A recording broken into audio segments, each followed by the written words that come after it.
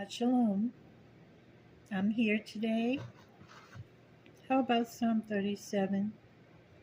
Fret not thyself because of evildoers, neither be thou envious against the workers of iniquity, for they shall soon be cut down like the grass and wither as the green herb. Trust in the Lord, Yeshua, and do good. So shalt thou dwell in the land, and verily thou shalt be fed.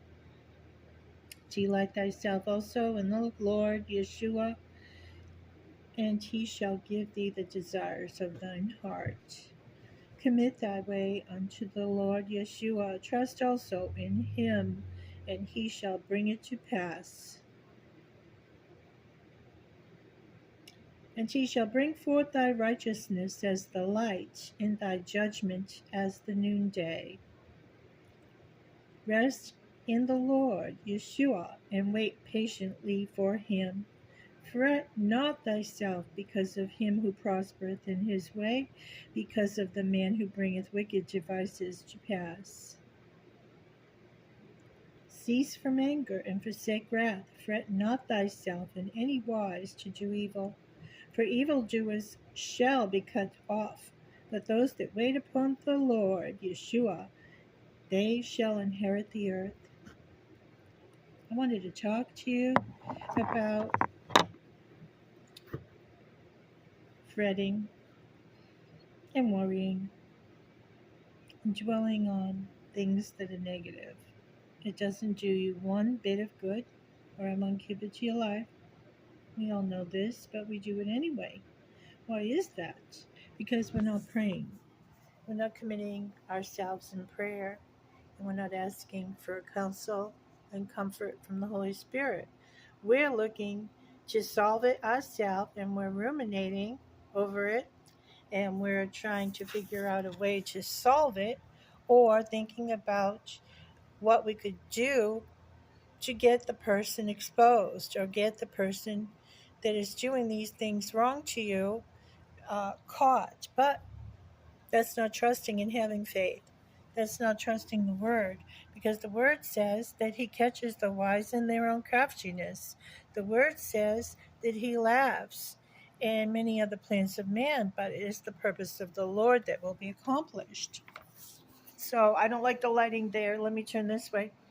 And so I wanted to go over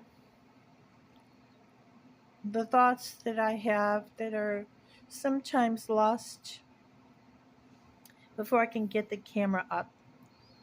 I wanted to address the feelings that I have about being stalked, being somehow mislabeled, and being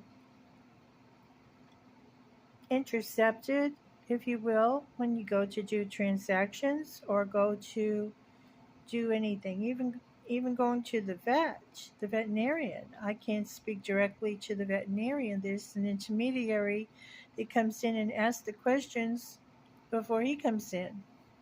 This didn't used to happen to me. This is something new since I moved to Arkansas. Not now.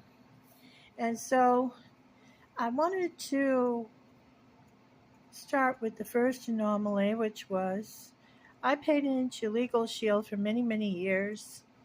And between 2008, I believe, to 2021, I was a member with a cumulative total of so many hours for any court case that should ever come up.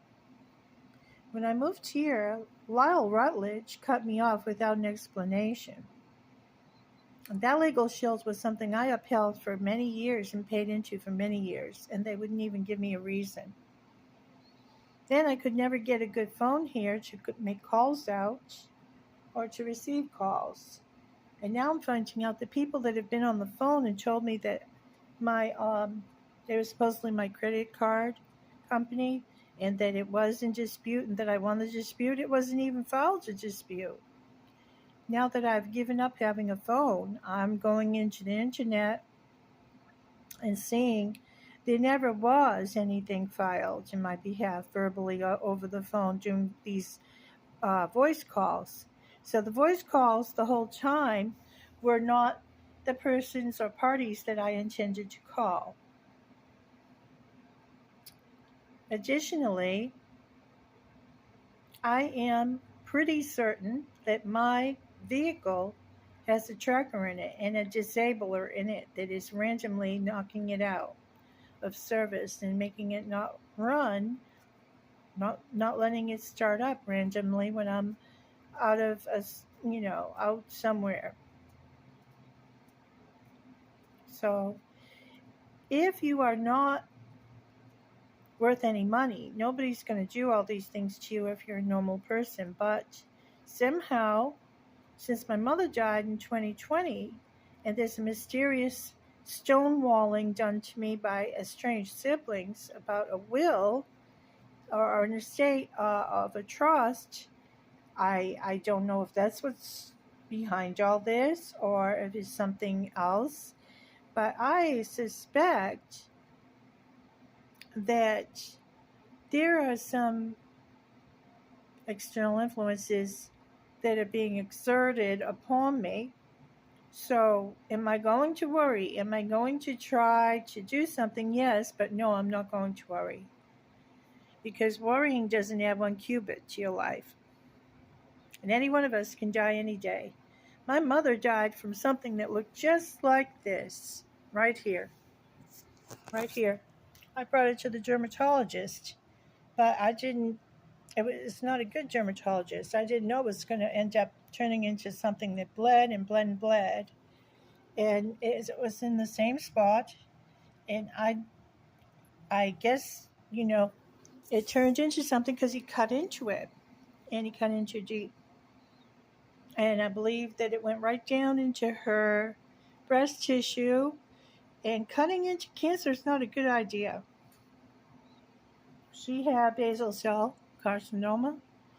And she had squamous cell too, I think. And she had things done all the time.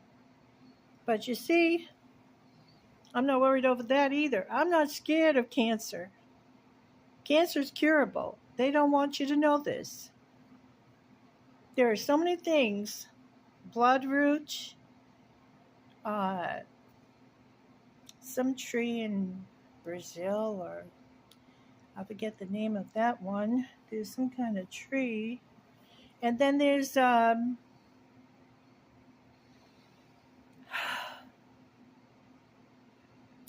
things.